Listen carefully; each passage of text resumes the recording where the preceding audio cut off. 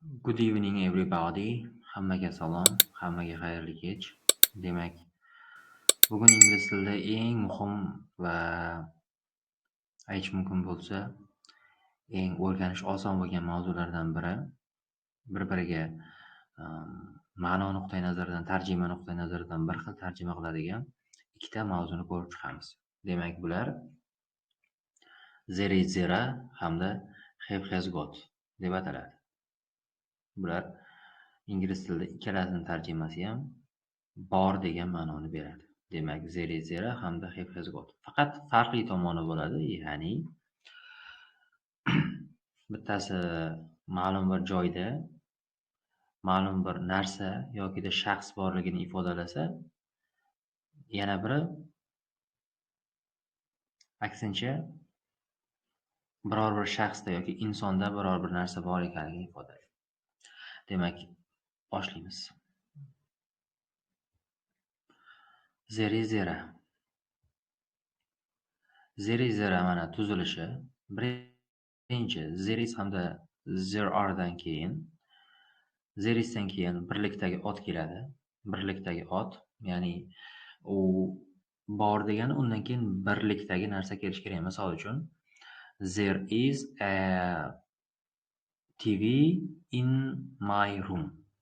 Misol uchun misol keltira qo'yaylik. There demak there is a TV in my room. Yaxshilab e'tibor beradigan bo'lsak, mana shu joyda, ya'ni there is a TV in my room degan joyimizda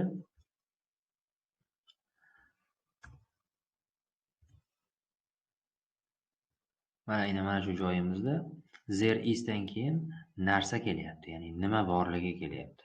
Ya'ni there is ni tarjimasi bor bo'lsa, TV bu o'sha nima borligi, televizor. Biz buni o'zgartirsak bo'ladi. Xohlasak notebook deyishimiz mumkin, xohlasak biror bir kitob deyishimiz mumkin yoki o'zimizga mos bo'lgan qolgan boshqa narsalarni ham aytib o'tishimiz mumkin.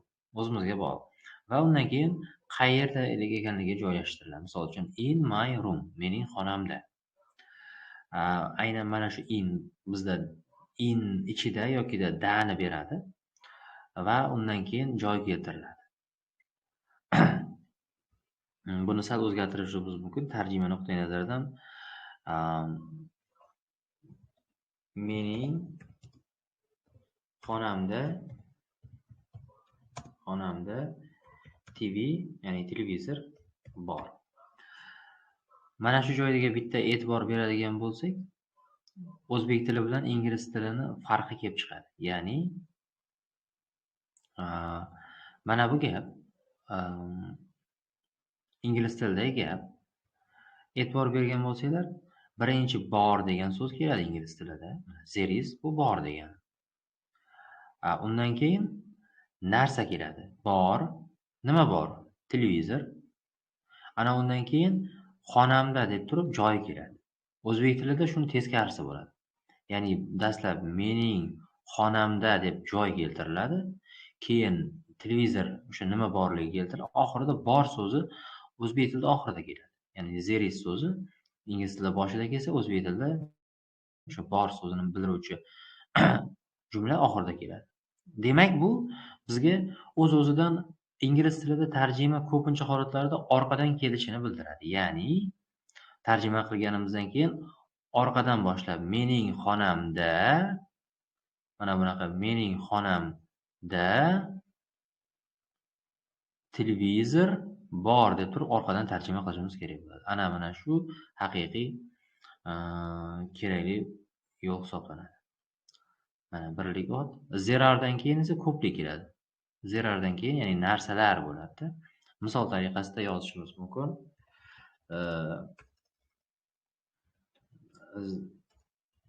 There are cars in my house deylik. Tarjimasi mening uyimda Moshinalar, mashina emas, mashinalar bor. Ana bunda zerardan keyin narsa ko'plikda keladi. Ana shu tomonlama farq qiladi bular. Mana bu 3-slaydda hozir men aytib o'tgan narsalar ketdi. Narsalarning mavjudligi yoki borligini aytish uchun ishlatiladi. Men misol keltirib o'tdim. Mana misollar. There is a book on the table. There is birinchi kelyapti, keyin a book kelyapti va on the table.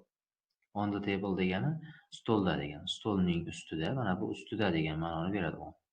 Stolning ustida kitob bor. Mana bitta kitob. There are esa there are degan ko'plik. Apples, olmalar. In the basket. Basket savat. O'sha basketboldagi savat ham basket shundan olingan. Basket savat. In the basket savatda. Savatda olma emas, olmalar bor. Ya'ni ko'plikda bo'ladi. Mana savatda olmalar bor. Tagida o'zbekcha tarjimasi ham turibdi. Xo'p, keyingisi. Bularni bor dedik, endi yo'q deyishni ham o'rganishimiz kerak. Ya'ni biror bir joyda biror bir narsa yo'q. Unda hammamizga ma'lumki, not qo'shimchasi qo'shiladi. O'sha is bilan arga qo'shiladi. Mana there is emasda unga not qo'shib, bu yerda qisqartirilgan shaklda isn't bo'lib ketgan. Shunda there isn't yo'q bo'lib qoldi endi. Yo'q, nima yo'q? Ruchka. Ruchka yo'q. Biz o'zimiz joyida keltirishimiz mumkin. Misol uchun on the desk. Desk degani parta degani, to'g'rimi? Bilmaydiganlar uchun yozib qo'yishimiz mumkin. Desk degani parta degan ma'noni beradi. Shunda partaning ustida ruchka yo'q bo'lyapti. Birlikda lekin mana birlikda kelyapti. Keyingisi there are. There are esa ko'plik narsaga nisbatan yo'q degan ma'noni beradi. There aren't yo'q hech qancha qalamlar. Any degani negativ, ya'ni inkor gapda hech qancha ma'nosini beradi. There aren't any pencils. Hech qancha qalamlar yo'q. Qayerda? On the table. Endi stolning ustida hech qancha qalamlar yo'q. Bu inkor shakli yasashning usuli edi ingliz tilida. Aynan mana shuni hozir ko'rib chiqdik. Mana bu o'zbekchasi. Xo'p, keyingisi savol yasash. Savol yasash bu ingliz tilida question form deyiladi, ya'ni so'roq shakli. Qanaqa savol yasaymiz? Ya'ni biror bir joyda biror bir narsa bormi? Yokida biror bir joyda biror bir narsalar bormi degan ma'noda. Misol uchun is bilan are oldinga chiqib, ya'ni inversion deyiladi, ya'ni inversiya hodisasi, so'zlarning tartibi o'zgarishi natijasida bu yerda savol shakli yasaladi. Misol uchun is there a book? Kitob bormi? Qayerda? Biz yana o'zimiz qo'shishimiz mumkin. Endi bu yerda qisqacha berilgan. Is there a book? Kitob bormi? Qayerda? Misol uchun in your bag. O'zbekchaga tarjima qiladigan bo'lsak, sizning sumkangizda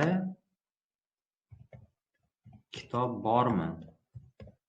Ya'ni savol gap sizning sumkangizda kitob bormi degan ma'noni beradi bu. Nimaga sumkangizda kitob dedim? Chunki yana bir marta qaytarib o'taman. Mana bu is there yoki there is yoki there isn'tlar faqat birlikdagi narsalarga nisbatan ishlatiladi. Ya'ni is keldimi kitob, nima borligi bitta bo'lishi, kitoblar bo'lish mumkin emas. Ko'plik qo'shimchasi uchun esa mana bu are bizda bor. Are there any apples? Bir qancha olmalar bormi? Qayerda? Misol uchun in the fridge. Fridge degani muzlatgich. Tarjimasi muzlatgichda olmalar bormi degan ma'noni beradi. Mana bu yerda qisqa shakldagi boyagi tarjimasi o'zbek tilida. Mana bu ingliz tilidagisi tarjimasi bilan